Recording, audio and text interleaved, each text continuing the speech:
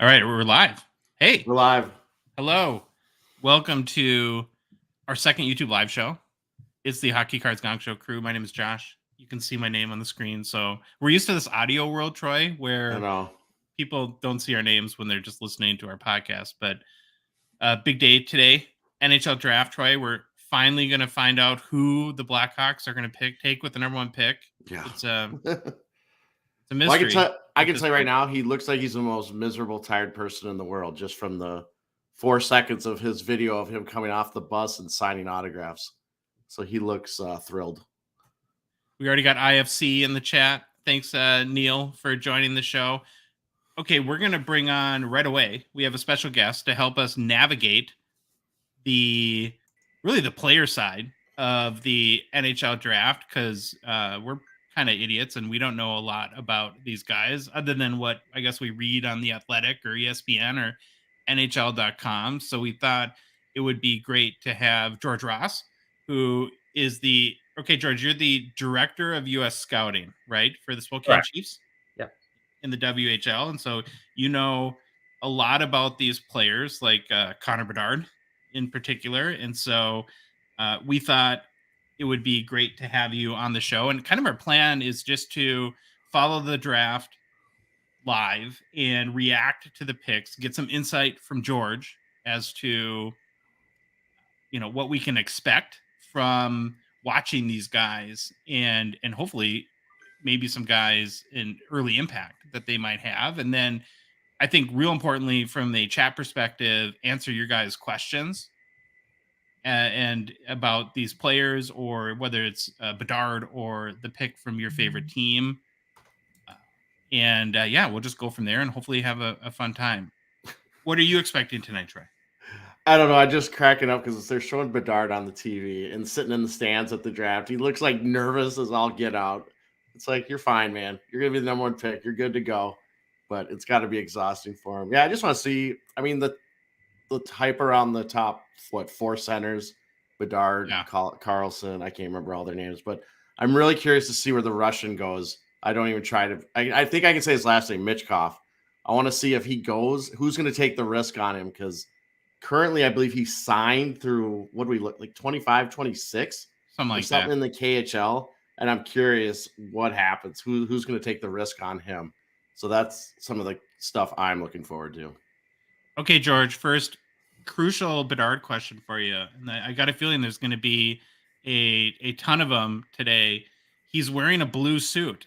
Now, as you're part of a team, you represent a team, he's not repping the Blackhawks colors here. What's up with that? Well, he isn't Blackhawks property, at least for the next 5 to 2 minutes. What are you expecting tonight? I guess beyond Bedard, maybe we'll start as we're waiting for it to kick off. My first question is, I think we've read a little bit that it's considered a deeper draft, even looking beyond that top guy. Would you agree with that? How much talent, I guess, is available tonight? Yeah, I would. I think the top group of centermen is a strong group. A group that includes 4, maybe 5, depending on who you talk to, guys that would all be in consideration for first overall in other years, including last year. So, it's an exciting year. I think it's an exciting night, an exciting week, kind of the culmination for, guys in our world, that have worked really hard for a year, even 2, 3, tracking these players and traveling and pounding the pavement and getting out to not only watch them play, but get to know them as people and get to know their coaches and their families and what they're like as people in addition to hockey players. So it's kind of a culmination of, a full year of hard work, that all comes, basically comes down to one night. And it's exciting, from the team side to see, who you end up with. And, I know personally, I know it's always a little bittersweet going into draft day because, as scouts, you watch these guys and, you all have your personal favorites and it's fun to kind of sit as you're watching a game or watching your 7th game in 4 nights in different cities to kind of sit and daydream of what would it look like if we were able to take this guy, or what would he look like in our uniform, playing with our younger group. And, it's a little bittersweet knowing that you can't get them all, and some of them are going to end up with other players or with other teams or just won't be there when when your time comes. So, but it's a fun night. It's an exciting night. There's always unexpected things that happen, whether it's draft picks, trades, what have you. So looking forward to a fun night hanging out with you guys. Yeah, it should be good. So are they on the clock yet now, Troy? Is that officially started? They haven't thrown up a clock yet, but it Okay. should be going on. I'm kind of trying to peek over to the side and look. Yeah, One thing, bring out Bettman here pretty soon to do his spiel and get booed. I wish we could have the volume, because I love when Bettman gets up there. They're just gonna boo him, or just not gonna stop booing him. Yeah. And I love that stuff. And one thing I want to say, when you were talking about the blue suit, George pointed this out before we got going live, how you could see Bedard in line signing autographs. And George pointed out, like, people would give him Blackhawk stuff, and you could tell he couldn't really sign that stuff yet. He would sign something else. So I thought that was interesting. When did you first hear the name Connor Bedard? The first time I saw him play would have been his underage year for our draft. So that would have been the 2018-19 season. And the first time I heard about him would have been the previous season. So that would have been probably fall of 2017 would have been probably the first. Was he 14 at the time then, or something like that?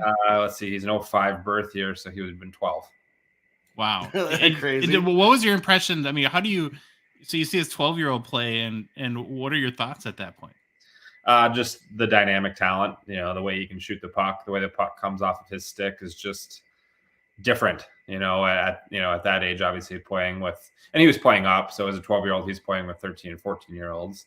But even, with that age difference and physical, maturity difference, the puck just looks different coming off of his stick. And as it bounces back out of the net more often than not. So just how he could take over a game, how easy he made it look, how, when the puck comes to his stick, it's kind of, again, even at that young of an age, even as an impartial observer, you're kind of, scooting to the edge of your seat, like, all right, what's going to happen next? So, and I think at that age, you tend to try to pick apart, players. And that's our job, is to, see the strengths, see the weaknesses and all that. And so I think, especially when you are that talented, you're under such a microscope from such a young age, as guys try to find weaknesses and reasons not to like you. And so, I think guys have over the years picked apart his defensive game, and a lot of times you watch him and he isn't playing any defense because he and his team have the puck the entire time. But I think he's worked really hard on that side of his game here too these last couple of years, and you've seen some positive developments in his game that way. And he's never going to be the biggest player, but I think you can tell he's worked. Like I was a little shocked actually just seeing pictures from the combine a few weeks ago, of him in shorts and a t-shirt. Like he's pretty solid. Yeah, he's like added some muscle. So do you consider Bedard, as a guy who's watched him now for 5 years, do you consider him a generational talent? Like people are saying he is up there with McDavid and Crosby. Yeah, I think everyone's got a little bit of a different definition of that word. I don't think you're wrong to put him in that category. For me, the one area of that maybe separates him from McDavid when McDavid was the same age would be the skating. And just no one's ever skated, in my opinion, like McDavid skates now and like he did at even at 16, 17, and 18. So that's the kind of the one question mark, as he's going to make the leap to the next level here in a few months. Is he going to be able to blow by defenders with his speed, and then get to the net and finish? Maybe not right away. That might be one of those things that, he's going to need to continue to mature, and his body's going to continue to grow, and, he'll get a little more explosive, I think, in his lower half, which will catch up and give him that extra speed and ability to turn corners on defensemen. But, I think with his shot, I think he's going to play a major role right off the bat. I think a rebuilding team that, we saw with the Taylor Hall trade here this week, that, I think winning this lottery, and you guys probably talked about it in your last live broadcast or during the lottery, but it's obviously that ping pong ball changes things overnight for a team like Chicago, and I think the Hall trade shows you kind of move into the mode of, okay, well, we just accelerated things a little bit in our rebuild, so we need to make sure he's got the proper guys to play with here off the bat, that you're setting him up for success right away. So I think that's kind of the reason behind adding a Taylor Hall and a Nick Foligno. So I think he's going to play a big role right away, and I think he's going to be able to score right away. I think it's just, I don't have any question marks with that in his game, as far as, even strength and especially in the power play. But I think it's, the rest of the game will take some time for him, but I don't have any doubt that it'll get there. Mm-hmm. All right, Josh, our boy came out on stage. Gary Bettman is speaking. He got booed as much as I hoped he would, but they actually quieted down a little bit. I will say this: I think it's the Predators owner or someone next to him. Yeah, the guy looks like he's ready to just fall over. That's David Paul, their retiring GM. Yeah. Gotcha. He's a good GM. I've read a lot about him, but he just looks longest-tenured GM in the league. At least he was. Ed Lister says Bedard goes fourth. I think I would fall out of my chair, and we would end the broadcast early if that happened. It's love funny, you, Ed, but some scouts and I were kind of over beers one night after watching some games. Someone just threw out, "Hey, my kid asked me what would need to happen for Connor Bedard to fall to the third round." His 10-year-old. So we were thinking, like, what would have to happen? Like if he lost a hand like in an accident. That might not even be enough, just with how the technology is with that kind of thing these days. Someone would take a shot on him in the second round, probably. So it's, if he's on trial for murder and it looks like he probably didn't do it, take a shot on him at some point, So that's funny. So you said you first saw him play at 12 years old, and you've seen him a lot really since then, because he was granted exceptional status in the Western Hockey League. Was he the first player in the WHL? I know not in the CHL, but okay, in the WHL. Yeah, I think it was, 6 or so players from the OHL have gotten it, 1 or 2 in the Quebec League, and a few have applied and not gotten it in the Western League, and he was the first to be granted exceptional. And then that season was a little strange just because it was with COVID. It was a bubble season, and he ended up leaving Regina to go play for Canada in the U18 World Championships down in Dallas. So he only ended up playing, I don't know, something like 16, 18 games before he departed. But yeah, he was the first player to gain exceptional status in the Western League. How much progression have you seen, especially in the last couple of years? I mean, have you seen him just get incrementally better as he's come through, and particularly probably played against your team? Yeah, he actually depending on how you look at it, we actually never played against him, just with COVID and the way schedule really out. Yeah, so that first year, his 15-year-old year, it was just division, in the bubble. Yeah. So they played against the Central, teams like Saskatoon and Swift Current and teams like that.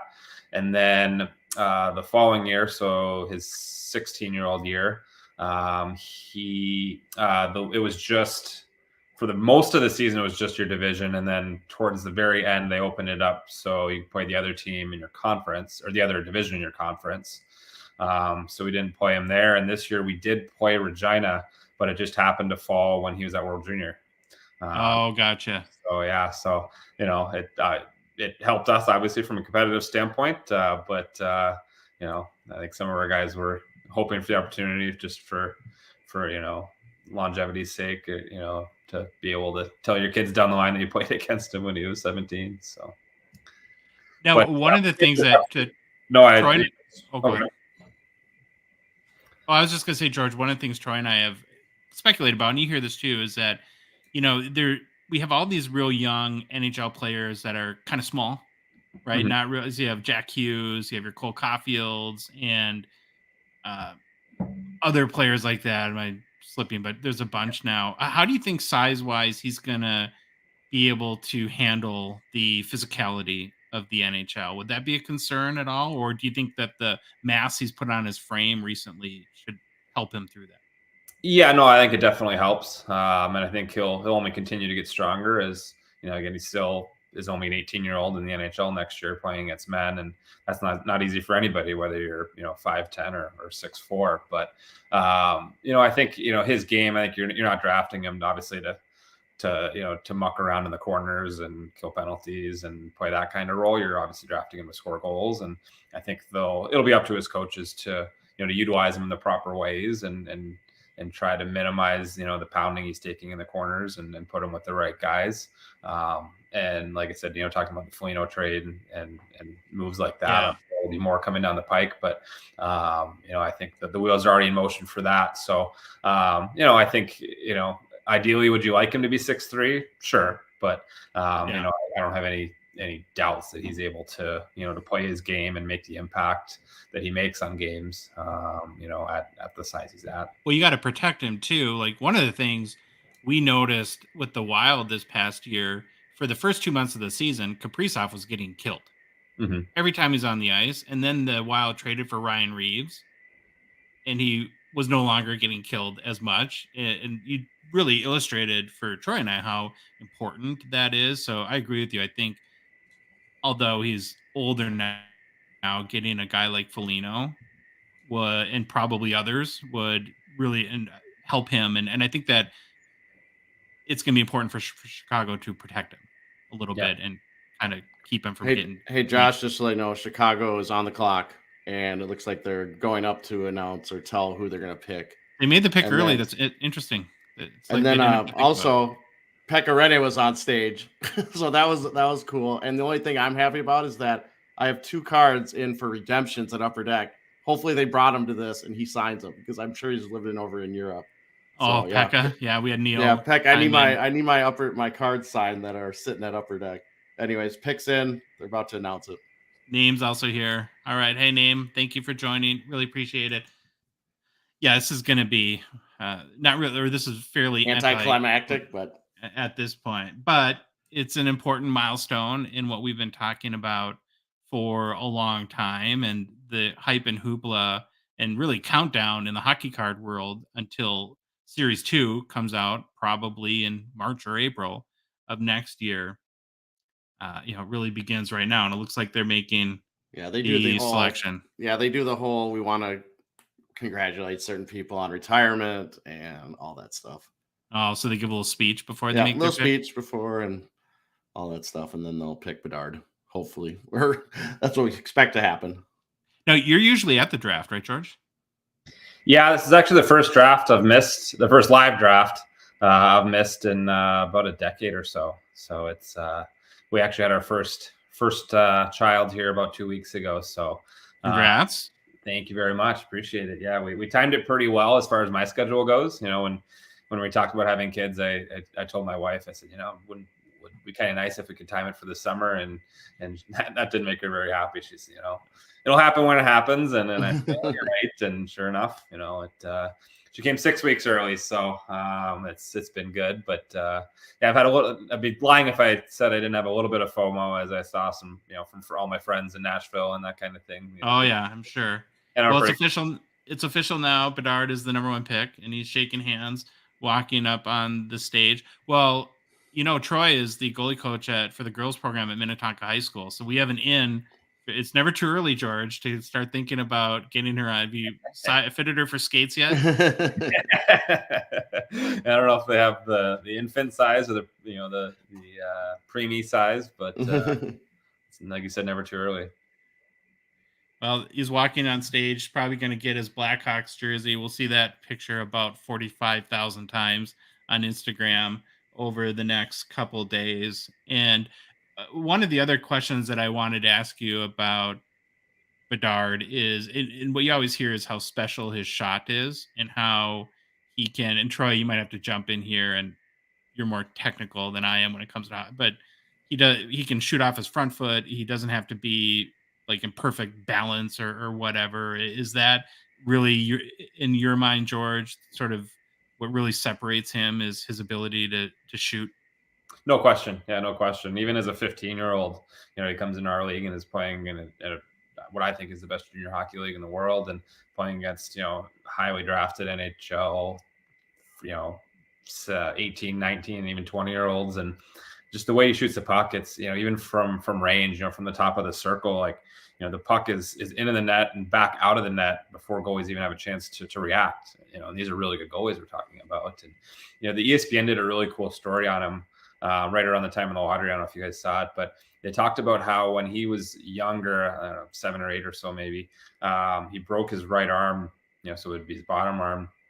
And so, the doctors told him, like, you can't do anything with this arm, for the next 6 weeks. Otherwise, you run the risk that, you ruin your growth plates and, you could really set yourself back. So he just stick handled with his left hand, for 6 weeks, and just got really good at handling pucks one-handed with his top hand. And I think that's kind of what built that strength in his top hand, for the drag release, which is so. And I think that having that drag release where you can hide your release point, and pull it through defenders, and get it through defenders, through between their feet or between their stick and their feet, and to be able to get that shot through that first layer and onto the goal is really important and huge and a skill that a lot of skills coaches are teaching younger players. So it's an absolute weapon, and it's fun to watch. We just had a comment from Sebastian Englert here on the broadcast saying that now we can't hear it, so we're taking this all secondhand, but he's going to score 50, 60, 70 goals per year. The hype is too much. That's crazy. I mean, that's just crazy. Well, I hope he does, but man, that's we're getting the game now is so much better. I think is just I don't know if he can do that. I hope he does, but that'd be amazing. George, it was kind of nice as you were talking. They were showing a highlight package of his shot in that release point, and it is absolutely crazy. Even he can have that puck so close to him and still release it with good speed and everything. And the goalie, you can see the goalies like you just talked about. They showed one hit the net, kind of popped out. His shot is absolutely amazing. Most of the time, he keeps his feet moving. You just can't tell when he's going to shoot the thing. And his point making has gotten a lot better the last couple of years too. Like I noticed it a lot in the playoffs this year against Saskatoon. Really good first round series where they took a good Saskatoon team all the way to 7. And Sask obviously an opposing team. Your goal is to shut down Connor Bedard, and obviously best to you with that. But they really keyed in on kind of closing his time and space and trying to take away that shot. And he the plays he was making laterally to his teammates were pretty special. So he was pretty much their whole team, right? They had a couple other guys. They had a Czech defenseman that was a second-round pick, who was a 19-year-old, and then a Russian forward who was another second-round pick. But and then they've got actually a kid named Tanner Howe, who will be a guy to watch for next year, who's a late 05 birthday. But after that, it dropped off pretty steeply. So I think he's a little bit more of a dual threat than some people give him credit for. So it'll be interesting to see how. Obviously you have a bit of a book on him as he starts his NHL career, but if you can fall back on that and playing with a guy like Tara Hall could be pretty big for him. They just put up the graphics, 7 rookies that had 70 goals and 140 points, just to get everyone hyped up on how Stoking he might, the Coles there. Yeah, how he might add his name to the list. I love it. Anaheim's already on the clock. They've got 2 minutes left. Well, now the draft gets interesting. This is where it gets interesting. Well, I've heard today that some people are speculating it might not. I think most people have assumed it'd be Fantilli going second, but it could be Leo Carlson. Mm-hmm. And so I want to start, I guess, that conversation, George, with if Connor Bedard isn't in this draft, how good is Adam Fantilli? In your mind, was he the number one pick without Bedard, or is Leo Carlson really he seems to be getting a lot of steam in the last really week or so? Yeah, no, I think they're both tremendous prospects, and I think you could put Matvei Michkov in that conversation too. And obviously his conversation is a little bit different with the the KHL contract thrown into the mix. But I think with both of those guys, I think if you put them in last year's pool, it'd be guys that you'd very easily look to as first round talents or first overall talents, excuse me. So, I think Fantilli's got a really complete game. I think he's got the size, he's got the compete, he's got the speed, he's got the skill. I think he might be the most complete or pro ready player as far as a pro projection, in the short term. Yeah. Carlson I haven't seen as much of just, with where he plays, but, I think played a pretty significant role on a good Swedish Hockey League team this year against men. Had a really good World Junior, played men's worlds for Sweden. I think he's got the size, he's got really good vision, more of a pass first guy, I think, but, has the versatility to play center or wing. And he'll be interesting too. You could see him, staying in Sweden for another year, or he could come over and I think he could hold his own, in the NHL next year. And Fantilli likewise. I think it's I'd be surprised if he's in the league next year. I see him doing one more year at Michigan, but I guess it'll be up to whoever takes him to decide. All right, Anaheim's in, Josh. Yep, they're gonna make the pick right now, so we should have that coming in a second or two. Do you know why Fantilli decided to go to the NCAA as opposed to play in the CHL? Good question. I don't know if there's one short answer to it, but I think credit to the Chicago Steel, they've done a really good job in landing some high end players. Well, it is Carlson. My draft tracker updated before my TV, so I'm guessing either I'm way behind or the NHL is putting stuff out before they actually say it on the TV. Well, that's what we had heard from the Athletic today. They were speculating that, and boy, that's going to give them eventually with McTavish and Carlson two really big, talented offensive centers. And which, getting back to another teeny tiny guy that we sort of forgot about was Trevor Zegras, who definitely fits that bill and needs some bigger guys to play with as well. But does it surprise you that they took Carlson there and not Fantilli? Maybe a little bit. I don't think you can go wrong either way. So, I think it might just be a matter of organizational, need or preference. But I agree with you as far as their prospect pool was pretty impressive, and even throwing a guy like Olin Zellweger, who played a big role on the World Junior team this year and tormented us in our division for the last couple of years with Everett. He's an undersized but absolutely dynamic puck moving defenseman. He's going to be a real fun one to track here over the next couple of years as he makes the leap from junior to pro. How old is Carlson, Troy? Do you have that on your? Is he 19 or 18? Carlson, I can't remember. He's young. I know that. Here we go. 18. 18. Gotcha. Yeah, he's a weight 04, right? Yeah. 200 pounds already, 6'3". That's a pretty big 18-year-old. And I think we talked a little bit about this, George, before we started recording. Now we're going to get into this part of the conversation where, listen, everyone expects Bedard to be on the NHL roster come day one of the season. I think that'd be a big surprise. But now a big factor in some of these guys is will Carlson stay in Europe? Will a guy like Fantilli, assuming he gets picked next by Columbus, will he go back to Michigan? We even saw it with Logan Cooley with the Gophers, who was Arizona's 3 overall pick last year, had a great freshman season with the Gophers and seemed like he didn't have much to prove. He decided to stay with the Gophers. So, I suppose that, it's just going to come down. Well, I guess, how do you think teams decide what the development plan should be with these guys?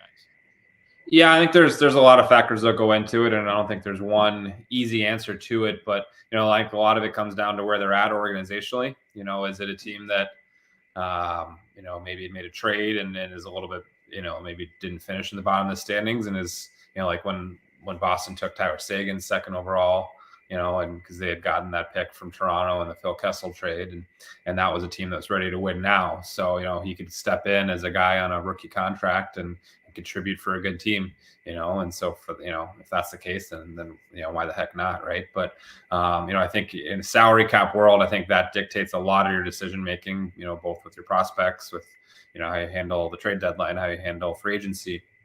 I think you're waiting for those cap controlled entry level years are so huge. If you can have a guy that that can contribute at the top of your lineup, for a $950K or whatever the exact number is cap hit, and that's huge. It just allows you to redistribute those dollars elsewhere on your roster. So I think you don't want to waste those years. If you're if you're not ready to compete. So sometimes that plays into it, and teams taking a little bit slower with guys. In addition to what is his what is the player's option if he isn't with you? Can he play in the American League?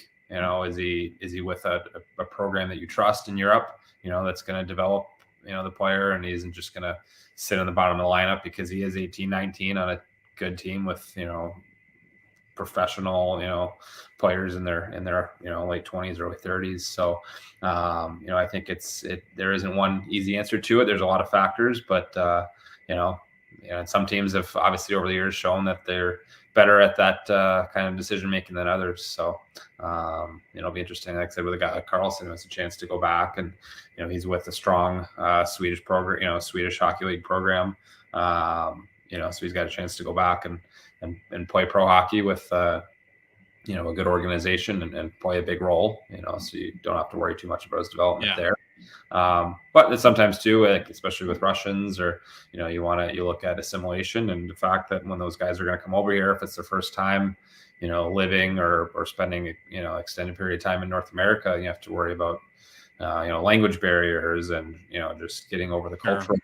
How ready they are for that, to take that step right. and to leave their country, I suppose. Right. Is there something that's equivalent to like the NBA Summer League, where the teams can draft these guys and get them skating with other NHL players and do some sort of evaluations over the summer to try to get an idea of where they're at in their partially.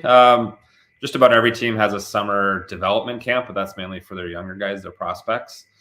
Every team handles it differently. Chicago made waves a little bit a few weeks ago, I saw, where they announced that they weren't going to have any on-ice component to their camp anymore, which I think disappointed their fan base a little bit, because that would have been their first chance to see Bedard on the ice in a Blackhawks jersey, So, there's pros and cons to it. And I think, especially with these guys, these younger guys, I think the number one thing that these teams want is their guys to get stronger, and to work on, if they need to work on their skating, well, their summer is the time to really work on your skating and get stronger. So I think if a camp like that, where guys have to gear up to come in and make an impression, sometimes that can, kind of distract or take away from that time that could be better spent elsewhere for these guys.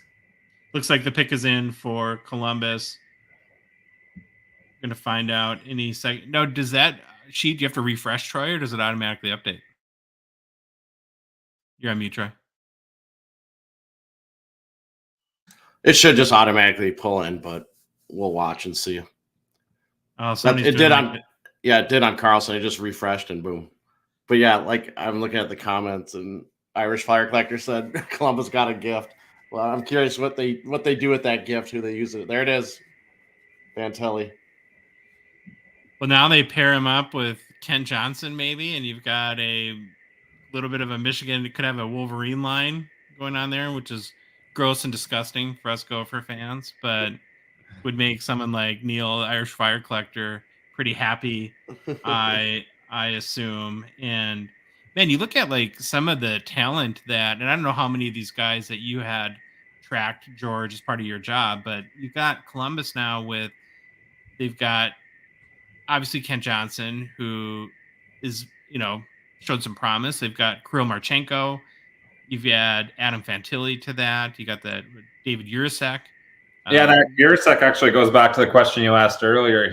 We actually drafted him during COVID in the import draft, and tried to get him over for a few years, and COVID complicated that. And if Columbus hadn't decided to keep him, and kind of he's ended up getting some games with them, but mostly played in the American League, we thought we had a good chance of getting him to Spokane, which certainly would have been fun. But he's certainly a good player, and he's going to be a heck of a pro, I think. And so I think it's a pretty strong young group they're building there, and Fantilli will help bolster that for sure. They just need a goalie, because I think Merzlikins was, I believe, the worst goalie in the NHL last year. So that is something that might help. But yeah, it does seem like, and this will be a team that should be pretty exciting from a collecting standpoint, right? We're going to have lots of young, very talented players. You got Fantilli, and listen, another thing, and I'll kind of loop this in with the whole Bedard conversation, George. One of the things that Troy and I talked about before the draft lottery is we really wanted Connor Bedard in the U.S. and preferably in the Central or Eastern time zone, just because so more people get to see him play. Sure. Well, now you've got probably the other, I guess, main attraction of this draft, right, in the U.S.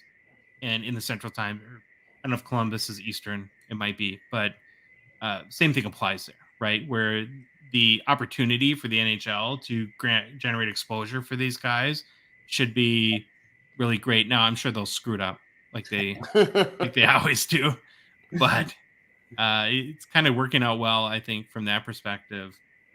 What do you think of the Blue Jackets young core, Troy?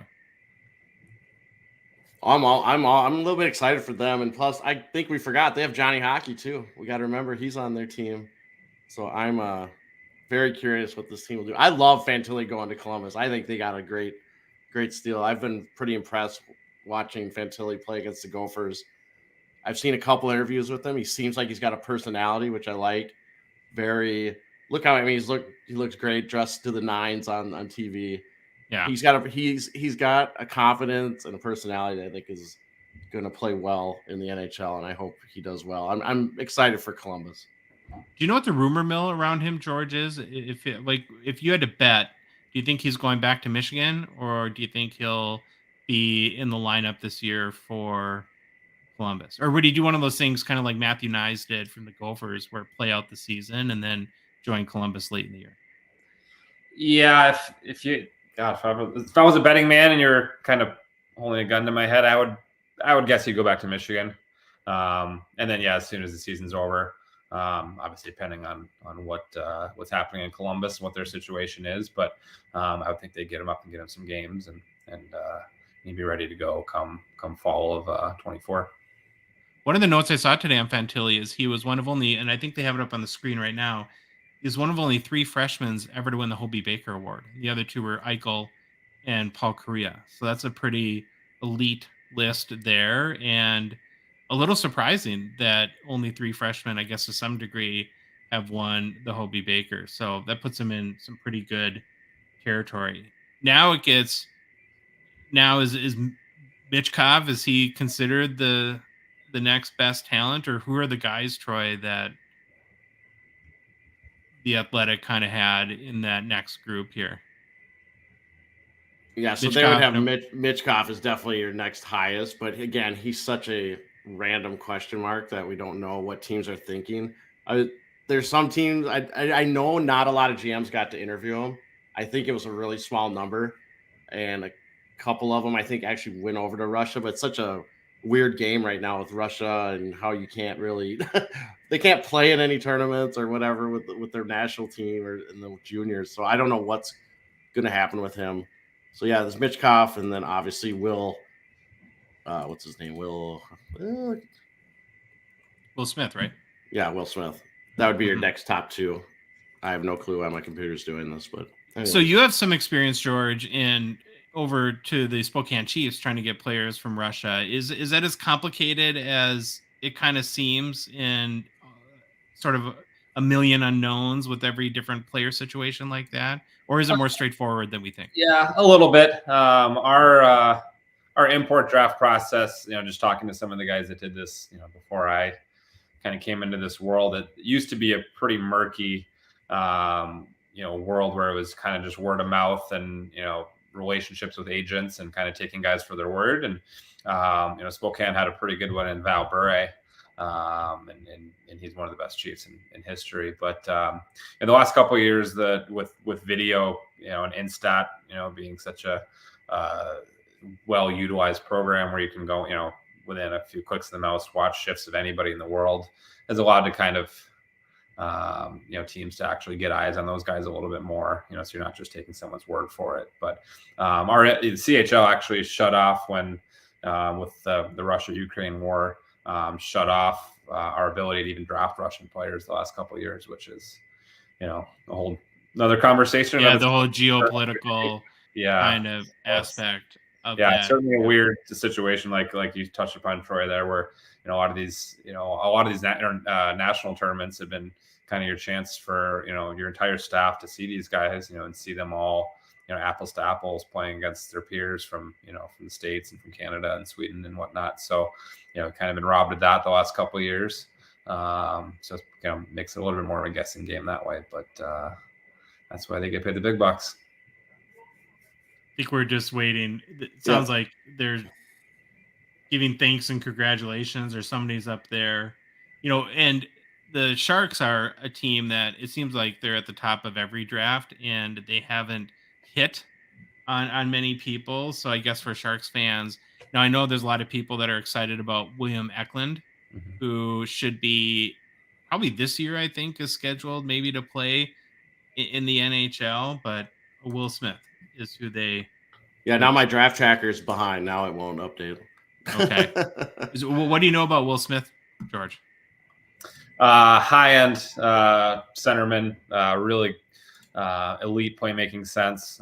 Center the most productive line in NTDP history this year with Gabe Perreault, who we just gave a hug to there in that snazzy brown suit, and Ryan Leonard. But tons of skill and ability to drive offense, both at 5-on-5 and on the power play. I describe him as just pure skill, as opposed to more of a two-way guy and a Fantilli. To me, a dual threat. He can finish, he can set guys up. Real comfortable to puck on the stick, high-end vision. Real good off the rush here, as they're showing in some of his highlight package here. Headed to Boston College in the fall with both of his line mates that I just mentioned there too, who should hear their names called before long as well. Okay, so he's for sure going to Boston College and won't be a guy that for a year or two, probably at minimum, that we don't see in the NHL. It sounds like then at this point. Yeah, he'd be a guy that I wouldn't be shocked, would too. I guess crazier things have happened, but I'd say probably 2 years would be a safe bet for him at Boston College. Do you see him as like potentially a top 6 guy in the NHL, or? I do. Yeah. I think he'd be, yeah. You got, like you mentioned Eklund there. I think they both play pretty similar styles, up tempo. You can play a run and gun skill, possession type of game. I think they complement each other very well. Nice. And then I assume, so who's next? So Montreal's next. Well, that's a big pick because the hockey card world goes, the Canadiens are one of those teams that every player is under a much bigger microscope than you would be. You have Adam Fantilli, who's going to Columbus. One of the advantages there is that the limelight isn't as big as it is in Montreal. But again, yet I guess similar to Columbus, another young, exciting team with some real good talent around them. And they were one team that picked Slavkovsky number 1, a young 18-year-old at in last year's draft. And he started the season with the team. So, I guess that's an example of a guy right away going, but I guess what you'd more expect with the number 1 pick. Who do you see them? Any ideas of, I don't know how much you follow the Canadiens hockey, but if you were them, like, who would you be looking at right now? Is it kind of specific positions or best player available? Anyone you have in mind? That sort of thing. Yeah, I think you have to look at best player available. I think especially in, with the way the NHL draft works and drafting guys at a younger age. And like we talked about, not necessarily coming in and filling a hole on your roster right away. I think you're doing yourself a disservice in the long term if you're not looking at the best player available, regardless of the position. But yeah, it's interesting. It'd be fun to see what happens here. What I was reading earlier is this is kind of where the draft could get a little bit weird as far as trades and then the Michkov factor we talked about earlier there too. So, I think you can see Montreal take Michkov. I think you can see them trade down. Sounds like Philly's pretty high on him. And yeah. So we'll see. To me, this is where it gets fun, where you have all sorts of possibilities and scenarios out there. Well, and on Michkov real quick, as you're a former Minnesota guy and Troy and I are Minnesota guys, and the comparison that you want to make just situationally with him being in the KHL is a Kaprizov situation where, right, from a hobby perspective, George, one of the big things that's hurt the Kaprizov hobby values is he was 24 when he came over to the NHL, which is a little bit on the older side for rookies. And that's because he was drafted in 2015, but it took a few years to get him over here, where even if Michkov plays for 2 or 3 more years in the KHL, he's only 18 right now. Right. So he ostensibly could be headed to the NHL at 20, 21, 22. And, not as bad of a situation from that perspective as Kaprizov. Yeah. With Kaprizov, he's kind of a similar situation where he signed for 3 more years in the KHL. And then, as Minnesota fans are starting to get excited about bringing him over, watching him in World Juniors and on the national stage, and he signs another 3-year extension to stay over there. So, obviously that'd be your worry if you're drafting him as an NHL team. But, bit of an apples to oranges where, he was a late round flyer that nobody really knew about versus Michkov's been a superstar that everybody's known about since a young age. And, obviously would be taken pretty high here in the draft. So it sounds like he impressed teams with his interviews at the draft for these last couple of days from what I read. So sounds like he wants to play in the NHL, and obviously you've got the geopolitical situation, which is complicated, but Tricky. I think if the player is that kind of caliber, then I think you take solace in knowing that, when he comes over, whether it's 2 years from now, 3 years from now, 4 years from now, he's going to be able to step in and play a major role for you right off the bat, like Kirill did in Minnesota. Is the geopolitical situation easier if he gets drafted by a Canadian team? Not necessarily. Not necessarily. Yeah. No. One thing that I heard about Michkov today, or I read, is that last year in the KHL, his point per game average was actually higher than Ovechkin's during Ovechkin's draft eligible year, and he is also the youngest player to ever make the Russian national team. So it sounds like from a skill perspective, his skills are real high. It doesn't mean he's going to, of course, match Ovechkin's production in the NHL, but a tantalizing prospect nonetheless. Yeah, he's dynamite. Real fun to watch. And it looks like the Canadians are making the pick right now. So again, this is a big one that always shakes up the hobby. Waiting a second. So a couple more. Carey Price, they're out there, Troy. Yep, looking good. Is he going to give an update on if he's going to play again? Because I know he's one of those guys we always talk about. He's kind of in limbo. We don't know what's really going on. Oh, I think he's done. Oh, wow. They went Reinbacher. All right. So who did they pick? Reinbacher, the D. So the first D man off the board. Okay, so he's another European guy. Do you know much about him, George? Yeah, just having watched him a little bit in the World Junior. That's kind of where he emerged from, a group where, the forwards are certainly the most talked about group. But, that's kind of where he really emerged as the top D in the group. He's really just a mobile, modern day two-way defenseman, right shot, has the size that you can see, on TV pretty easily here, but, more of a quick first pass, see the ice and make a pass type of defenseman than a flashy skill guy or flashy power play guy. But I think he's the kind of guy that's going to be able to play big minutes for you and do so, say without breaking a sweat, log big minutes in all situations. And everyone's looking for that big mobile D these days, and they're not easy to find.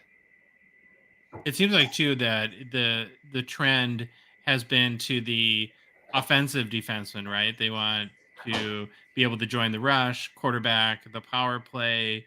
And really, it seems like it's like we call it the Cale Makar effect, right? Where now the whole hockey world is trying to find people that kind of have that same skill package as Makar. Have you felt that as you guys are looking for defensemen? Is that sort of, I mean, it's easier said than done, of course, to find a guy that plays on the blue line that has those incredible offensive skills. But I'm just wondering how that Makar effect has matriculated down throughout the hockey world.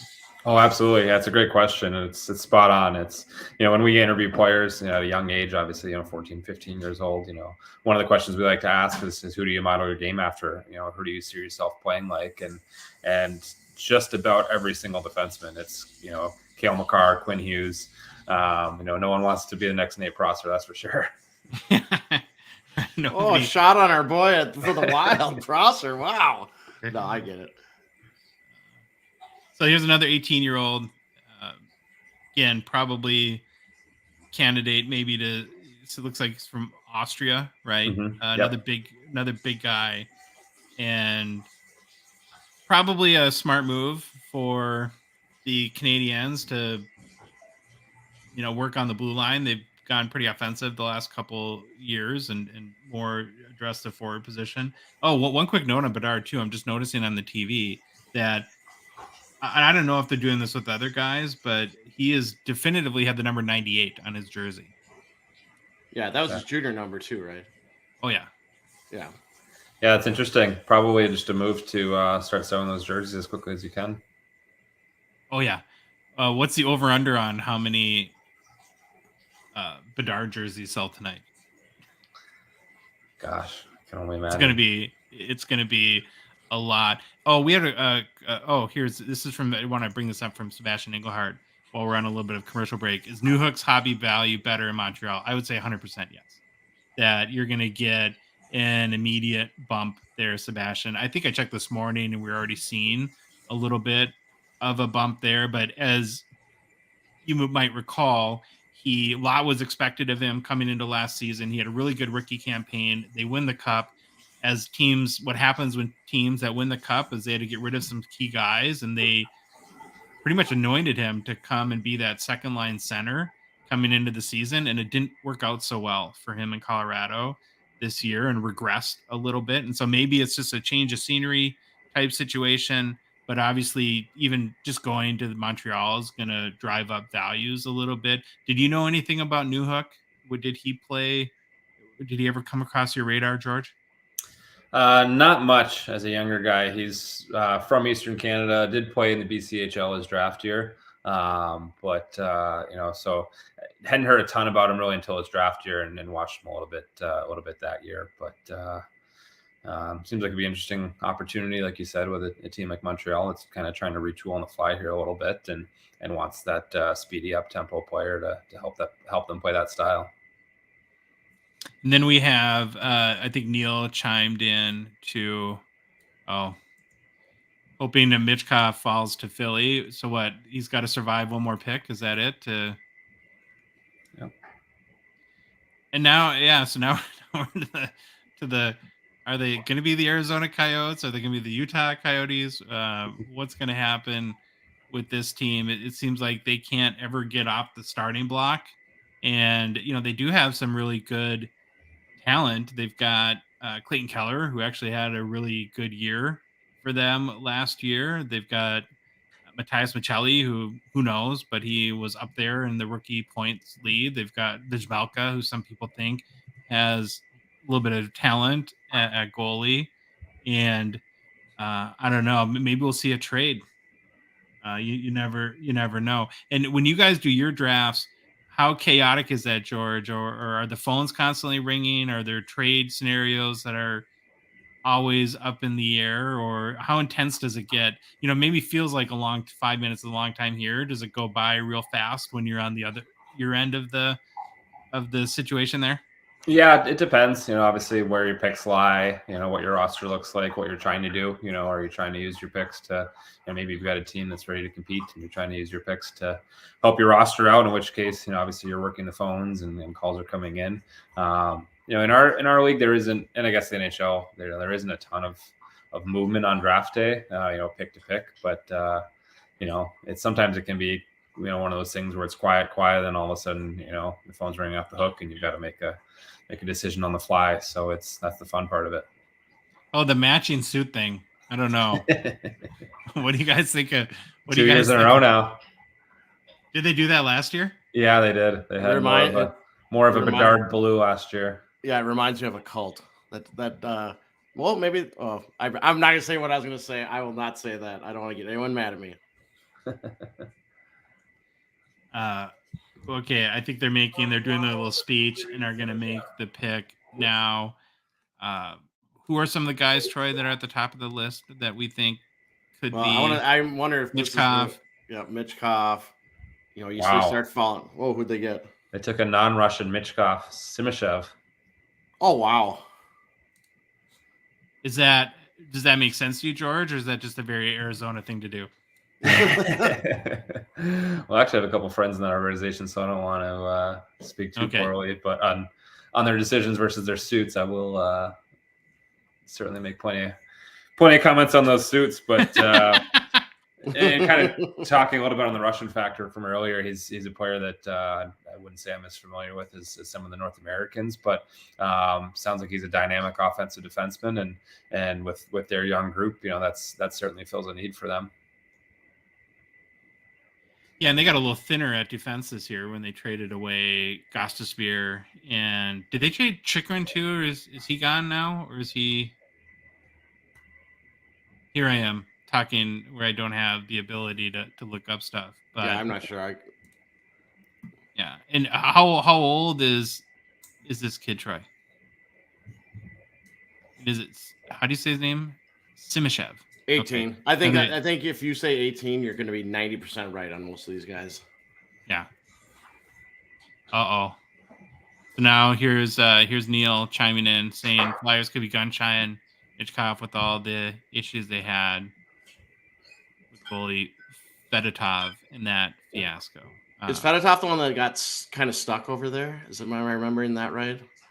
I can't remember. Neil will have to put in the chat. I remember there was some goalie that kind of got stuck in Russia and couldn't get out, and then got in some like legal issue or something with the draft or his army status or something. Where like we thought Kaprizov was going to be a Russian soldier. I was looking through the comments too, and it's kind of I didn't see the part where Price forgot who he was supposed to announce. That's kind of funny. That is kind of funny. Yes, kidnap basically. Neil Yeah, said, so. yeah, that's crazy. Oh Lord. There's been a big run on European players here, George. Does that surprise you a little bit? I mean, this pick maybe a little bit by a couple picks, but like maybe part of it is just the lack of high end defensemen, in this class. So, we talk about filling a need, and if your young group is full of forwards, and you're looking for that mobile, offensively talented D, and there's a scarcity of them out there, then then maybe you reach a little bit. Yeah, he's a big kid. He's towering over almost everybody in the line there for Arizona. Oh, Connor Bedard. Yeah, I figured we could talk about this now. Our favorite picture, Bedard and his sticker autos, but the controversial. The controversial pick. It proves a couple things though that are real good. So we know he's going to be number 98 because we saw in the 98 jersey. We know he did not sign an exclusive autograph deal with Fanatics. So I think there's a fair amount of people that were worried about that. And one of the things, George, that you might not know is where Fanatics now has the licenses through the League and Players Association for baseball, basketball, and football. Upper Deck actually has Michael Jordan's exclusive autograph license, LeBron James exclusive autograph license. So they can't make licensed basketball cards with Michael Jordan or LeBron's autos. And it's been like that for a number of years. So these companies kind of play against each other like that and will go in and lock these guys up. And so that was one of the things that some had probably more worried than speculated about is would Fanatics with all their money kind of come in and try to lock down Bedard, which would prevent us from having autos on his cards. But then the obvious thing here is signing stickers, which is going to be, an inevitability. I don't think, Troy, that it means that his cup is not going to have hard signed cards. The first autos are going to be out of Artifacts. Yeah, right. I'm assuming that's what he's signing, probably for Artifacts. And if those were, and when I think Artifacts is scheduled right now, quote unquote, to come out in October, there'd be no way that set gets released with hard signed cards, I'm guessing, by then. And so it's kind of a darned if you do, darned if you don't, right? If you want to get your Bedard autos sooner than later, we're probably going to have to settle for stickers. And I'm guessing that there'll be some pretty expensive sticker autos. What did you take away from this photo? Well, I was just glad he's signing. That was the first thing I thought was, well, at least Fanatics didn't get him. So it looks like he's Upper Deck or he's in the NHLPA. So that's a good thing. We were talking about kind of before the show, like we just want to see his card values. We want to see what they go for. I want to see what a hobby box of Series 2 gets pre-sold at. It's going to be a crazy time, but I can't wait to see it. And especially if he hits the season running and has like 30-some goals by the time Series 2 comes out, it could be just chaos.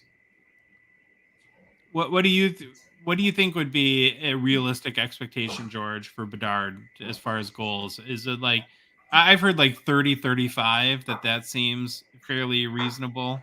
Is that where you would? Yeah, mid 30s would have been how I would peg it. Okay. Well, it's kind of interesting though. One of the things that we've definitely over the last 5-6 years is that the production for rookies has gone way down, right? You go from Teemu Selanne scoring 5 goals or something like that his rookie year to Matty Beniers winning the Calder this year, scoring 22 goals or something like that, and having around 50 points. So it seems like that for whatever reason that these rookie classes are producing a little bit less, and we'll see, I guess, if that changes with Bedard. It looks like the pick is in from Philadelphia. I do see for all of our Flyers fans out there that the new burnt orange.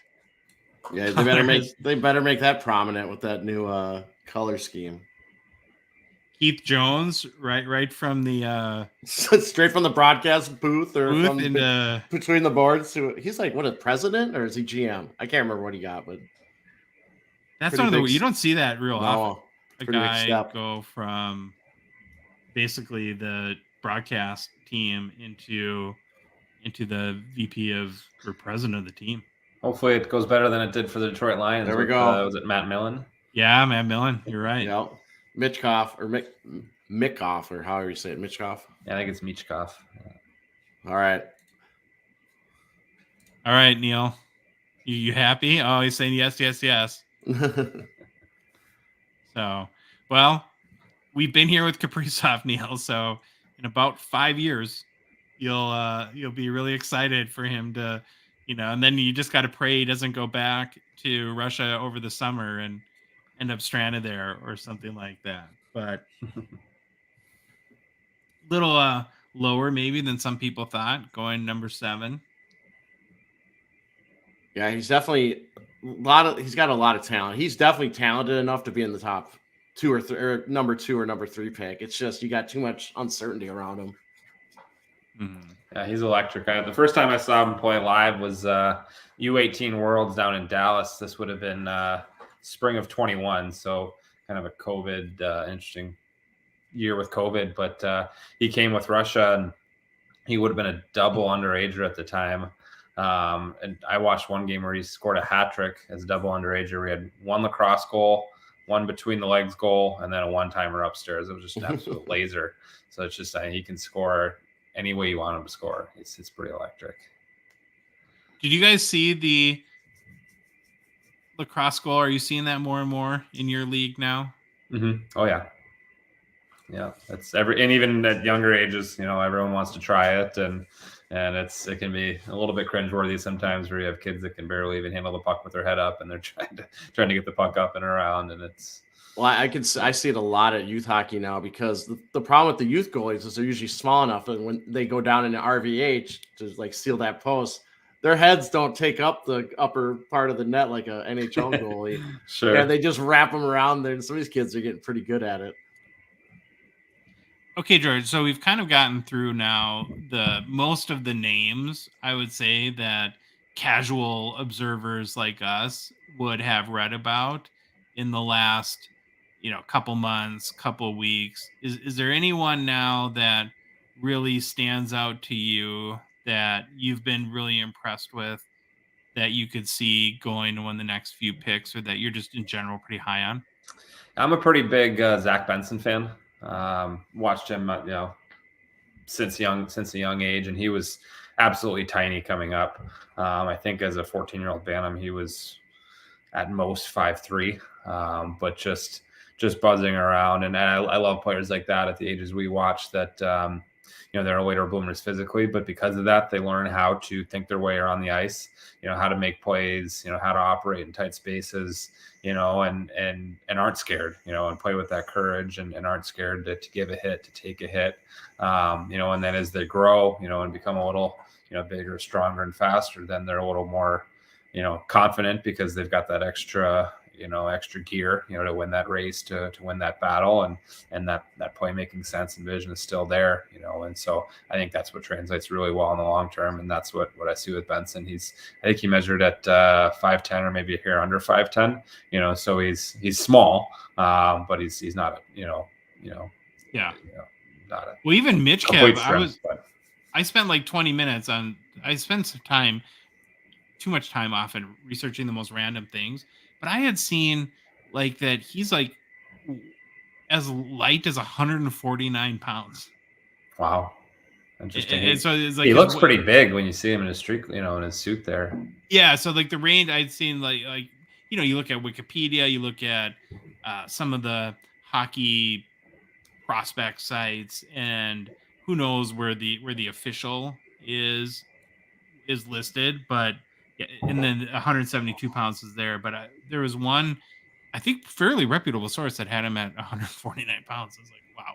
this guy is tiny. And so you're saying Benson is a little bit on the smaller end too, 5'9", but I think right now they said, what is it, Troy? Like, what was Benson, like 160, 170 pounds, something like that. Yeah, he was a tiny guy. Plays a big game though. He's Yep. not scared. He's got an absolute motor on him, and wins battles and gets in the corners and mixes it up and just finds ways with his brain and with a strong stick to come away with pucks you wouldn't expect him to. So I think he's going to be a heck of a pro. So what would you expect? Because now we're getting right into your wheelhouse here in the WHL. So a guy like Benson gets drafted. What are his options for? Of course, he could play for whatever team he gets drafted by, but what's most likely? Do they typically stay in the WHL, or do they progress them to the AHL? Or so it's when drafted out of the CHL, so OHL, WHL, or QMJHL, you aren't able to play in the American League until your 20-year-old season. So Zach would be drafted out of his 17-year-old season. So for the next 2 years, his 18 and 19-year-old seasons, he would either stick with his NHL club full season or be sent back to the WHL. So, which is that Shane Wright situation we were talking about a little exactly, bit earlier. exactly. Right. So with Zach, it's a little bit unique where he's been playing with the Winnipeg Ice, and just last week it was announced they're moving to just down the road from us here in Wenatchee, Washington. So assuming he's back in the league next year, which is a pretty safe assumption for a guy at his size, will be a member of the Wenatchee Wild. How many WHL teams are you guys going to have in the state of Washington? Because you have a Seattle team as well, right? Yeah, so this will be 5 in Washington, 6 in the U.S. when you include Portland. Huh, that's really interesting. So is that the Portland Winterhawks? Yeah. Or is that okay? I grew up. I went to a couple of Winterhawk games. I don't know, way back in the day. Sure. This is an area too with the Capitals where I've wondered if they would trade this pick. You've got Ovechkin, who has a few years left, and I'm not a scout like you are or a coach like Troy is, but man, they don't seem like, I don't know how they make the playoffs in the Eastern Conference when you've got teams that didn't make it last year, like the Senators and Sabres, who look very much to be on the rise. And what happens with the Capitals and Ovechkin, and how do they get more talent in there to try to make the end of his career playing meaningful hockey? So they pick Ryan Leonard, right wing, for, again, a USA National Development Program. What do you know about him? Yeah, he played on that line I mentioned earlier with Will Smith, and he's another kid that's headed to BC in the fall. He's a 200-foot, very complete winger. Can play in all situations. Real good defensively, kill penalties. Real good off the rush. Can obviously play with top players. Has some size to him. Good, maybe not necessarily elite skater. That'd probably be an area for him to keep working on. But drives the net. Has a little bit of pushback to him as well. Do you think this is a appropriate spot for him to be drafted? Yeah, I think this is right in his wheelhouse. Okay. And what's the biggest pick that surprised you? Troy, you want to pull up the draft order? Is it the Simashev going to Arizona? Is that maybe the biggest surprise at this point? I would say so, yeah. Yeah, I don't think anything's been completely out of left field, but Simashev would probably be the biggest surprise for me so far. Are you surprised there hasn't been a trade? A little bit. I think you heard a little bit of whisper, the week leading up to the draft, and part of it may just be wishful thinking because everyone loves a trade, right? So, I heard that 5th pick with Montreal was in play, and I think there was some jockeying for position that, there's some pretty heavy rumors that Philly liked Michkov and Washington as well. And obviously Washington has shown that they're not bashful to take a Russian, even if it means having to wait a few years. So, I think there's, pretty good reason to believe they were interested in Michkov too. So I think, there might have been some jockeying for position for them to try to get ahead of Philly, but obviously Philly was able to stay at 7 and not have to move up and still get their guy. So we have Sebastian who's chiming in saying, I think in relation to Ryan Leonard, Tom Wilson 2.0.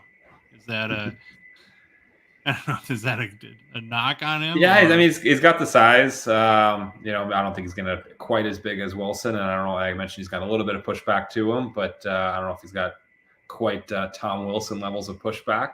But I think he might have a little more puck game to him. Okay, so you said earlier that this is the first year you haven't been at the draft in a while. What's it like being there? What's the energy like? Is Oh, it's a it blast. Yeah, I miss it and looking forward to next year already. And the rumors are next year that it might be heading to Vegas. So you can imagine what the energy is going to be like in that building with what they do with their game presentation. But yeah, it's a really cool energy just, you know, being in the city, you know, in the days leading up to it. And, you know, you walk around, whether you're, you know, going to, a lunch or wherever, or just kind of checking out the city, and you see players and their families everywhere. You see team personnel everywhere, media personnel. I highly recommend it to anybody that's a hockey junkie, because it's a blast, and it's just such a cool energy, so positive.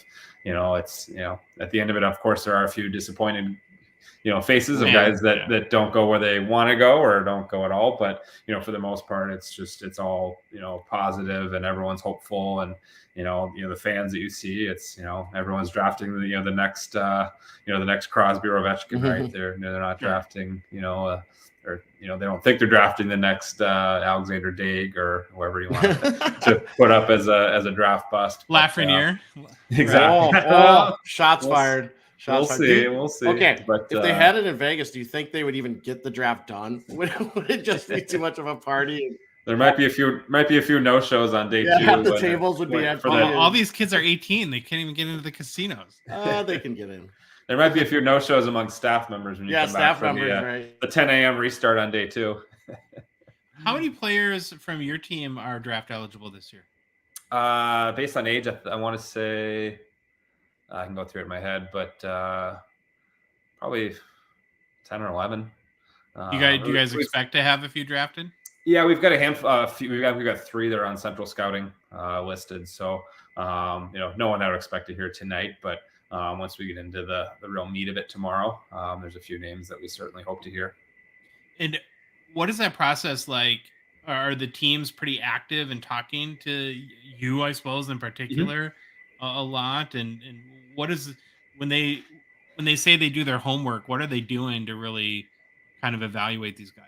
Yeah, it's quite extensive. So, you know, everything from, you know, so when scouts come and watch your games, oftentimes afterwards they'll stick around and go down and talk to players, talk to coaches, you know, and just try to pick their brains a little bit for, you know, what they see, or, you know, and most of it is, you know, as a scout, obviously you watch the game and you see the player play the game, but, you know, they're trying to find out what's he like in the locker room, what's he like on the bench, you know, what's he like at home, you know, with his host family, you know, so they're talking to, like I said, you know, coaches and, but also to host families, you know, and to teachers, to guidance counselors, to, you know, trainers. You know, oftentimes teams will want to talk to, you know, an equipment guy or a trainer, you know, because, you know, with the kind of the thought process that, you know, the player is typically maybe on their best behavior with their coach or with their general manager, but, you know, around in the locker room, you know, around the training staff, that might be where they let their hair down a little bit, and that's where you can get a real accurate, you know, picture of what the character looks like.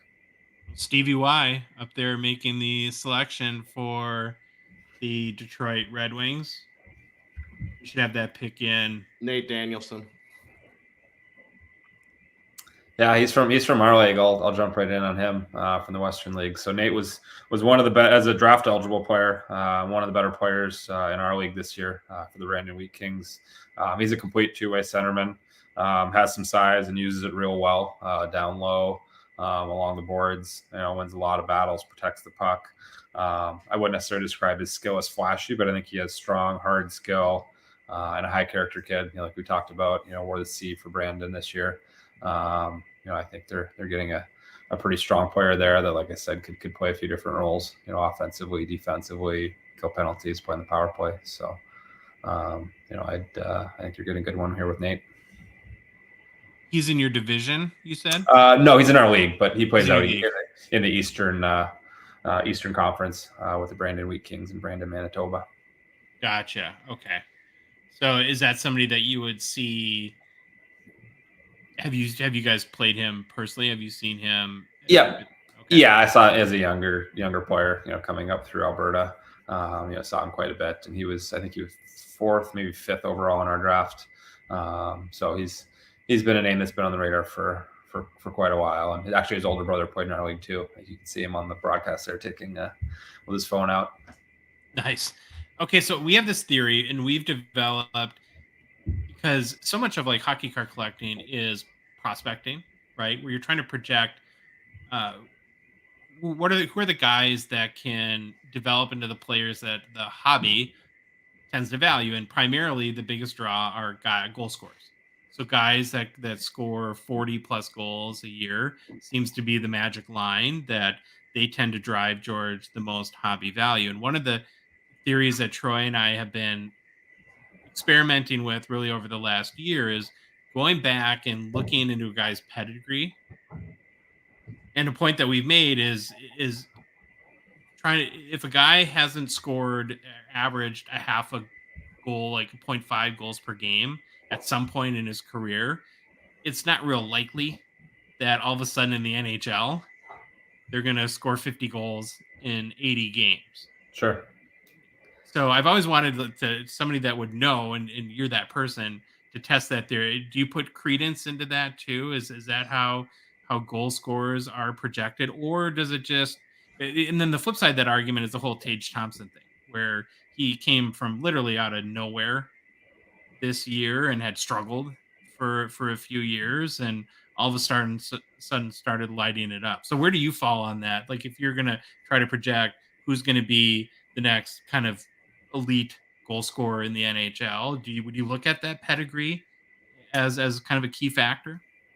Yeah, absolutely. I think you're doing yourself a disservice if you aren't trying to get as much information as you can and making, these decisions that you do with, incomplete information. But, I think, and trying to find out what a guy was like as a younger player, I think it's pretty rare to find a player that isn't scoring at a lower level, that you can then expect to start scoring, as his competition, gets better. So, on the flip side of that, I think if you look on the bottom lines of a lot of NHL teams, you'll find a lot of guys that scored a lot of goals in junior, and it's one thing to do it with your age group. It's a whole different ball game when you get to that first pro camp and you're playing against, the guys you've been watching on TV your whole life. So, I think, when especially, I think in today's game where you don't have as many guys that are, can make the NHL because you play a role, and with what you guys do, those guys probably aren't the kind of guys you're looking for anyway. So. Well, and that's the weird thing about the hockey hobby is that there's lots of really good players that don't have a lot of what we would call hobby relevance. And a perfect example of that is like, the Blues are on the clock now, so we should have the pick in a minute. That like a guy like Mo Sider, who I think was coming into the league off of that Cale Makar momentum, had a pretty good rookie year, but then in his sophomore season just didn't score a lot of goals or produce a lot of points. And he was so super hot, George, from a hobby value perspective, and then kind of tanked last year, where a lot of people would defend him and say, well, he had actually a really solid year, which is probably true, but that's not necessarily what the hobby values, is they're looking for primarily, like I said, those elite level goal scorers. That's why a guy like Cale Makar has a lot of interest, because there's a position that's not typically valued as much on the defensive side, that all of a sudden you can get some offensive production and looks pretty good while doing it too.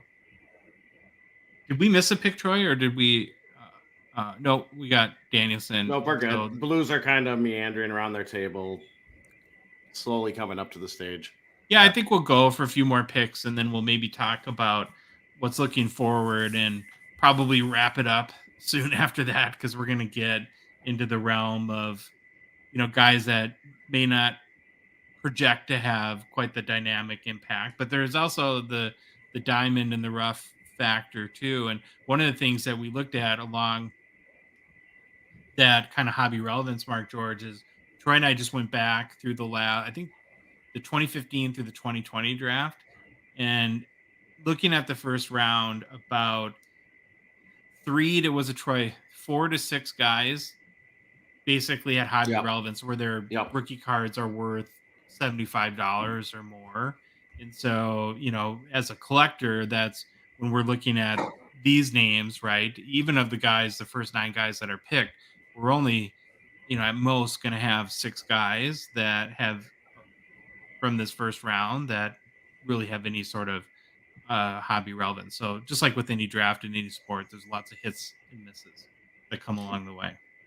Yeah, no, I talked about it a little bit earlier, but obviously every fan base is going to leave tonight thinking they got, they have the next star for their team, and obviously it's not going to work out that way for everybody, and some of these guys are, maybe not necessarily going to be all stars or guys that are relevant in your world, but some still might be serviceable NHLers, and then of course, you unfortunately do have your misses where some of them don't end up, even in the league at all. So very inexact science, that's for sure.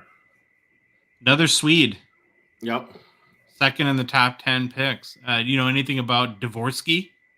Yeah, he's another guy that's got a good deal of size. Has a pretty good pedigree overseas.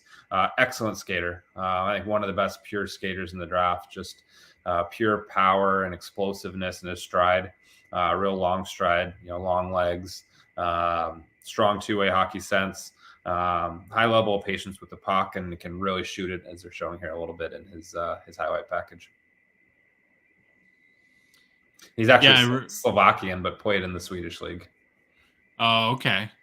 He really young too, at 17, so just like Bedard. So yeah, he's one of the younger guys in the class. I think he's only is it June 05 birthday, so he's only in this. He missed the cutoff for next year by 2 months.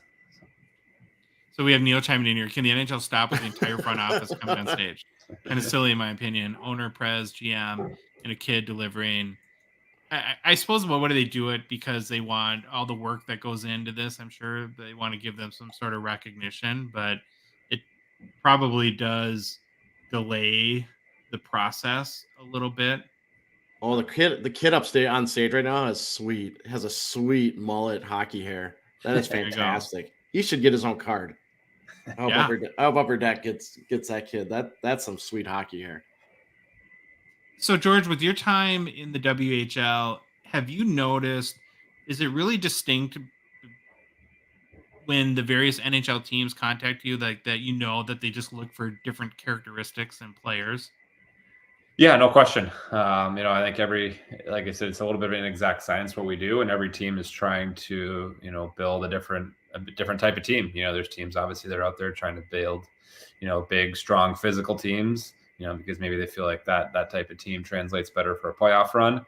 And then there's teams that want to value speed, just straight away speed versus skill and cerebral hockey sense and that kind of thing. So there's certainly when you hear you get a call from a certain team on a certain player, a lot of times it makes sense. Oh yeah, they're looking for hockey sense and this guy has it, or they're looking for speed and this guy has it. So yeah, so like go ahead.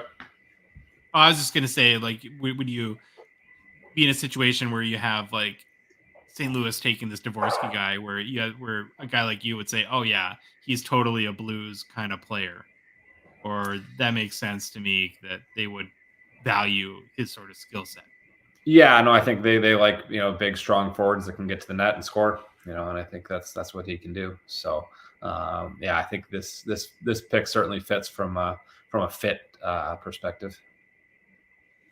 Yeah, you're right. And then you've got teams too that, as far as trends, like you had teams that value certain leagues a little bit more than others. There's certain teams that, that draft a high percentage of players from the CHL, and there's teams that draft, higher percentage players from the college route. There's teams that, like we talked about earlier, with, like a team like Washington is a lot more comfortable with the Russian player, or European players in general. Yep. Than other teams, and have that, risk tolerance that way. Okay, you're on the Pacific Northwest, and Vancouver's on the clock. What the heck is going on with the Canucks right now? Your guess is as good as mine. That's one that's well ahead of my pay grade. That's for sure. It's a little tough to kind of piece the puzzle from one transaction to the next. Yeah, it seems like that now, I suppose it's changed a little bit since the Kraken have started, but prior to that, I would assume there was a lot of Canucks fans in the state of Washington, or no? Yeah, I think maybe more so in the western part of the state of, by Seattle. I think the hockey fans, in our part of the state here in Eastern Washington, it kind of ran the gamut. I think you'd have a lot of people that would just pick a random team and root for them, or people that actually there's a decent amount of Wild fans out here because of Jared Spurgeon having played here for 5 years. So, teams, fans will follow those guys through their pro careers and root for them, or, with Tyler Johnson when he was with Tampa and now with Chicago. So you see a lot of Tampa, Chicago, Minnesota hats at our games. Gotcha. And how has the state and Seattle, how have they embraced the Kraken? I know I worked out there a bunch, and that it's a very sports fanatical town. Like, the support for the Seahawks and the Mariners is crazy. Has the community really taken to the Kraken as well? Yeah, it's been unbelievable. We were fortunate to have the Kraken their first exhibition game in our building here, and it actually was against Vancouver. We sold it out, 12,000 seats in about an hour or so, and just especially fun this year too with them having made the playoffs and just to kind of get to experience playoff hockey out here too. It's been really fun to see, and credit to the Kraken. They're certainly interested in investing in hockey at the grassroots level in the state, as far as helping build rinks and get youth programs set up and up and running clinics and that kind of thing. So it's really excited to see, you've seen kind of the effect the last couple of years. You see more players from places like California and Texas that added NHL teams 20 years ago, to see 10, 15, 20 years down the line, hopefully an influx of players from this part of the country. Another Swede. Yeah, this is crazy. Like, you know anything about Willander? Yeah, like I said, everyone's looking for that mobile defenseman. He's a strong, physical, assertive defender. One of the top skating D in the class. Can stay with anybody off the rush. Will get up in the rush offensively himself, but probably more of a two-way defender, than a pure offensive guy. Gotcha. Is this? I haven't followed the history of the draft like super close, but is it typical to have this many Swedish players selected in the third or the fourth in the top 11 picks? I think it ebbs and flows. Guys from the Swedish league. Yeah, I think it ebbs and flows. I think like last year wasn't a great year for our league, in the top end of the draft, and this year is. And I think this year it's down on Finns, versus Finns have had some big last couple of years. Like last year there were Slovakians 1 and 2, and now we've got we had one just taken at 10 with Dvorsky, but there aren't a whole bunch coming up after him. So I think it's you have Sweden's one of the top hockey countries in the world and have been for a while, and I think there's a reason. But yeah, sometimes it's just an ebb and flow thing from year to year. Do they have the strongest league in Europe in your mind? Yeah, I mean, if you include if you don't include the KHL, I think the KHL is probably the second best league in the world, and I think the SHL is probably the next best league in Europe. Okay, I want to get back really quick to the Kraken. Are you a Beniers guy? Because he was one of the bigger rookies this year in the hockey card universe. Yeah, no, I think he's a high end player. I think he's got. I think he's the full package. He's got the size, he's got the mobility, he's got the skill. He can do everything. I felt like he disappeared at times though, where he would go on stretches this year where he just got really, really quiet. Yeah, I agree, and I don't think that's I think that's to be expected from a guy at that age. I think because he's 20 and exactly still growing. Exactly, it's a long season. It's a grind. Guys get to this level, and you get to February, and all of a sudden you're like, man, this is game 61. I've never played a 61 game season in my life. Usually my season's over by now, and I'm getting ready to get into off season mode, and instead it's just ramping up. So I think the ability to kind of contribute offensively consistently and avoid those 6, 7, 8, 9 games slumps. It's not easy. So like when you look at a Bedard, I think it's inevitable. He'll have a 4, 5, 6 game goalless drought, and everybody will be saying is he a bust or what have you. And you have to remember these are still just young kids, and their bodies are still developing, and they're playing against big, strong, tough hockey players, and it's a tough league to play in, and it's an even tougher league to score in. Totally. So trying to kind of figure out like how much longer we want to go. Of the guys that are left that haven't been drafted yet, are there any game breakers in your opinion, or people that like I know you said you were high on Benson. Is there anyone else that you would point out, or are we kind of getting to a good point where we would maybe naturally transition to looking ahead a little bit in our conversation? Yeah, no, I think you're right. It's obviously the sure things. You become less of a sure thing as you go from the top 5 to the top 10 to later in the first round. But I think depending upon where your team's at, where your prospect pool is at, some teams may be more comfortable in trying to swing for the fences and take a little bit more of a risk. And take maybe a bit of a home run swing. I look at a guy like Matthew Wood. Actually grew up playing with Bedard, in the greater Vancouver area, but decided to take a different route and actually accelerated his school. Got his senior year done a year early, so he could go in and play NCAA a year early, and played at UConn out in Connecticut. But he's a big kid, still a little slight, so has some physical maturation ahead of him, and has needs to get stronger. And the skating needs to develop a little bit, but he's real skilled, especially for a big body, and can score, can carry the puck, can dangle a little bit. I think that's a guy you can look at and say, hey, like there's a real scenario where this guy gets bigger, stronger, faster, and could be a guy that could contribute for you in a big way. All right, I'm gonna throw like some like rapid fire kind of questions at you that I think would be really interesting to get a scout's perspective. And one of the biggest challenges because hockey cards are really expensive, and especially for good young promising players, that where you're buying a lot on promise and not it's more of that prospecting end. And so the consensus of the young guys that people are really chasing right now, that are just at more the start of their career, are guys like Cole Caulfield, Trevor Zegras, Jack Hughes, Jason Robertson, maybe Beniers you throw into that. Of those guys, who are you putting your money on as far as most likely to be a superstar in the NHL?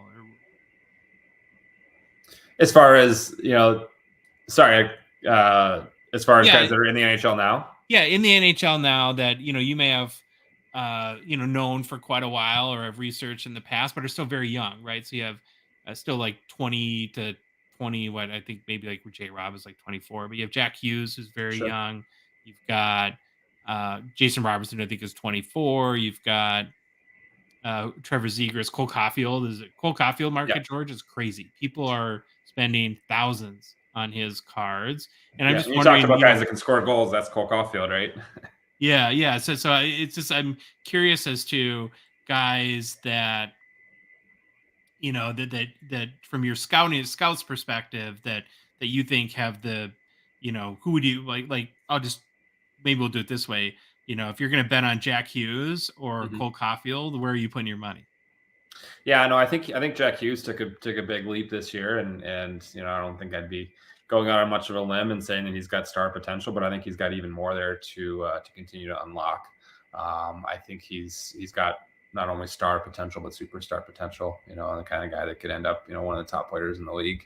So I think different players. I think Hughes is a little more can kind of a little more of a dual threat versus Caulfield is a little more of a pure goal scorer. But I think you talk about smaller players too. I think I watched Jack Hughes play this year, and I think he's a guy that I didn't watch him at any point and say he's too small.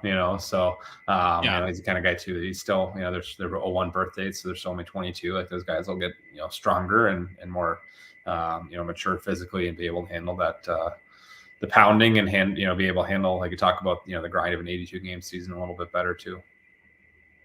Okay, I want to ask you about a guy, Trevor Zegras, then, who's got tons of flash, tons of personality. Does his flash at times exceed his ability as a hockey player, or is he this good of a hockey player too? Some of both. I think there's certainly times where you watch him and you just I personally maybe get a little bit frustrated and just say, just go play. You've got all the talent in the world, go use it. And just shut your mouth. And just quit getting distracted by everything else other than the game, and just go play the game and let your talent do the talking for you. So I think maybe that some of that comes in maturity and age. But at the same time, now you're 22, you've been in the league a couple of years. It's you don't really have your youth as an excuse anymore. So Another guy who had a lot of hype this year is Shane Wright. And would you be worried at this point about what his ceiling is in the NHL, or is it just circumstantial with his age and the rules between the CHL and the NHL? Because the defense I've heard of that is that it's actually very similar to what happened to Beniers, I believe, is what I've been told. But there are a lot of people that I wouldn't call it smooth, his transition to the NHL at this point. Yeah, no, I wouldn't necessarily be hitting the panic button if I was the Kraken, but I think it's, there might be some sleepless nights for sure. And it is important to keep in mind too, he is still almost 2 full years younger than Beniers. So, it's interesting. I heard someone speculate recently that if the Kraken hadn't taken him at 4, then the next few teams probably wouldn't have taken him either, and he could have fallen to the back half of the top 10 even. Yeah, which is interesting. But he's a guy that we talk about pedigree. He was the guy in his age group, and even the age group surrounding, as a younger guy coming up. And so I think the questions you have to start asking are, was he just an early developer? Is the skill truly elite? I think he's an NHL player, but I think the questions you're asking are, is he, a serviceable middle 6 guy, or is he, a game breaker, the kind of guy you can build your franchise around. Any other current guys, Troy, that you would want to ask George about? No, not current NHL players. I'm pretty good on what I know and what I think of them. So, and I'm taking a shot in the dark here, George, but I've heard it. I can't remember the kid's name, but the people will say, "Oh, you think Bedard is good?" There's this kid. I believe he's in Western Canada too, right? Yeah. Who is that? Gavin McKenna is his name. He's actually related to Bedard. I don't know what exactly the relation is, but it might be like a second cousin, third. He's cousin, not a Hughes brother kind of situation. No, but he's actually from northwestern Canada, I believe in the Yukon. He's a special player. He didn't get exceptional status, but he'll be playing with the Medicine Hat Tigers this year as a 16-year-old rookie. And he's actually a very late 07 birth date. So his draft year wouldn't be till, let's see, he'd be drafted with the 08. So this year's the 05. So 2026 would be his draft year. So we've got some time there. But he's going to be a fun one to watch the next couple of years. And is he the next biggest prospect, or is there someone that maybe is a little bit older that is like who's, now that Bedard is old news already, an hour after he was drafted? Who's the next big thing? Yeah, there's a couple guys for next year. Macklin Celebrini had a monster year with the Chicago Steel in the USHL this year. He's got an interesting background. He actually grew up in Vancouver, but his dad is pretty high up on the training staff with the Golden State Warriors. So he moved to the Bay Area, I want to say 4 or 5 years ago. They went to Shattuck for a little bit and then signed with Chicago, and he accelerated school. So he'll be going into Boston University this fall. What do you mean by accelerated school? Is that starting college in their high school? Yeah, exactly. Yeah, basically take your senior year over the summer, your senior year in high school, and then go into college a full year early. So Matthew Wood, who I mentioned a few minutes ago, he did that last year to go into UConn. And Celebrini did that. So he's expected to be at BU in the fall.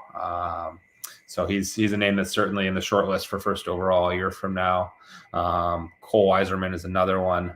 He's a Boston area kid who came to Shattuck and is actually committed to the Gophers. And he played with the U17 team with the U.S. national program this year and had a monster year. Is he related to Steve Yzerman? No, different spelling. Okay. His is with an E. So those guys, and then Berkeley Catton with the Spokane Chiefs here is another name that we like to think is going to be pretty high in the draft next year too. And he's a special player and a special human being as well. Yeah, that's kind of where I wanted to wrap up, is to ask you a little bit about your team and to give you the opportunity, maybe for people in the Pacific Northwest. So what's so you said Berkeley is his first name. Yep. Is he kind of considered one of your top players then? He is, yep. So Berkly, Berkeley Catton, Catton. And we were fortunate enough, actually, coming out of the bubble year during COVID, to win what was basically a random lottery to get the first pick in our draft. And as soon as we did, it was a pretty short conversation to figure out that Berkeley was going to be our guy, and he's been tremendous for us. Unbelievable skater, incredible poise and vision with the puck. Was our best player as a 16-year-old this year. So he's, and like I said, a special kid too. Just very incredibly down to earth, almost naive to how good he is and the potential he has in a good way. I think there's times where he can step up and say, you know what, I'm the best guy out here. I need to go make a play and go make that play. So, he'll need to get stronger, for sure. But he's a hockey junkie, and he's going to be doing everything he can to get the most out of his potential and putting in all that work. So we're really excited to build around him for the next couple of years and see what his draft year looks like and go through that circus a little bit. But it'll be fun and excited for him. And we've got a few other guys too. I think, like I mentioned, a couple names for tomorrow's draft. Tommaso De Luca is an Italian forward, our first Italian player. He actually grew up right near the Swiss border. So he grew up playing his hockey in Switzerland, but came over for us this year and had a pretty seamless transition and has quite a bit of skill and hockey sense. And we really started to get a lot of attention in the second half of the year. And then we've got a defenseman by the name of Sage Weinstein, who plays the game unbelievably hard, never takes a shift off, is typically the hardest working guy on the ice, and then plays with a ton of jam and physicality, and real good skater as well. So those are a couple names we're hoping to hear tomorrow. And then, like you mentioned, Berkeley for next year. And then my job is to try to find a few more. Try to find some more.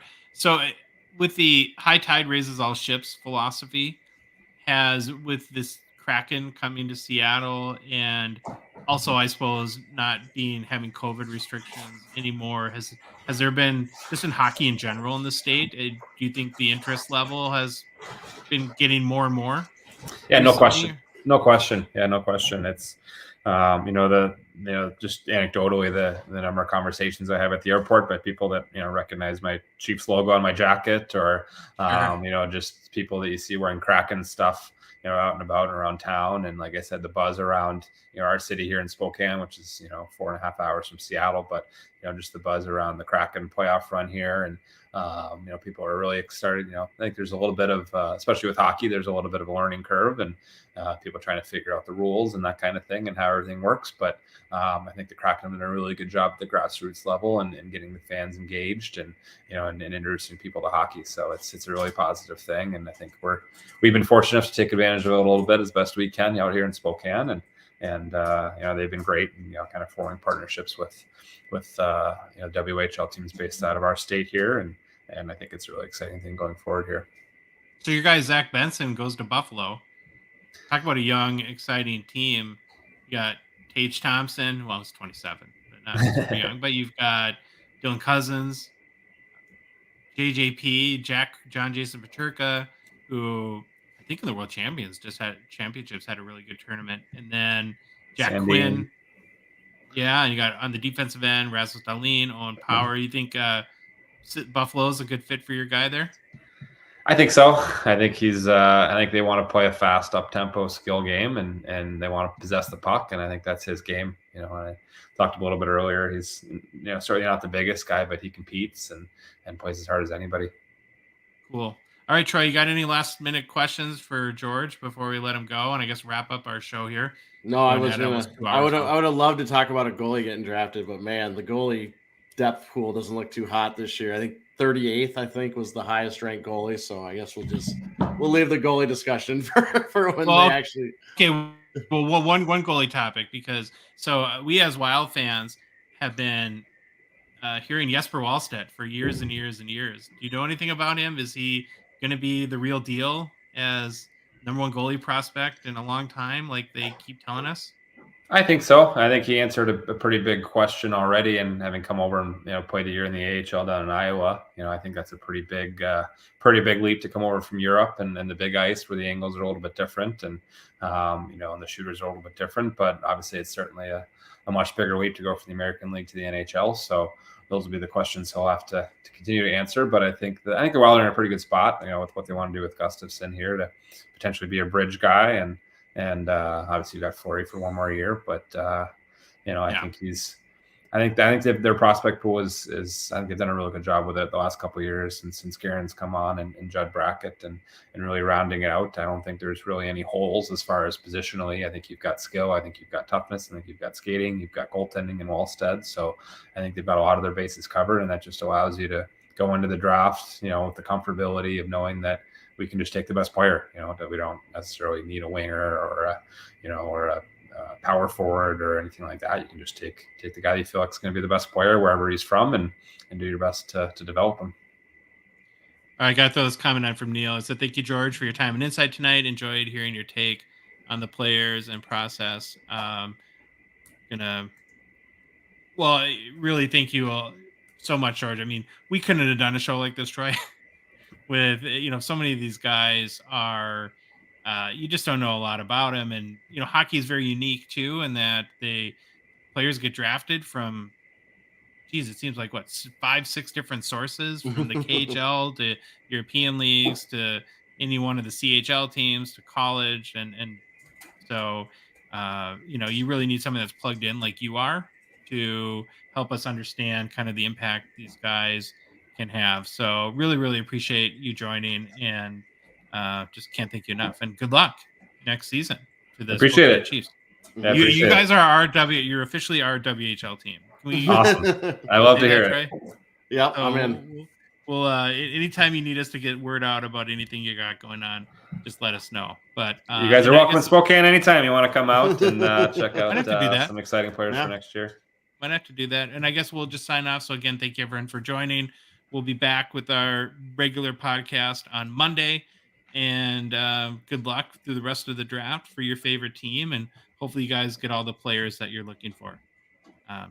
Any final thoughts, Troy? Or nope. Thanks everyone for watching. I want to tell George, thank you again. Like Josh said, there's no way we could provide this in-depth analysis on these guys. So again, appreciate all the insight, and I think we need to take you up on your offer to go check out Spokane. Sounds good. Yeah. Thanks for having me, guys. Had a blast. Yeah. See ya.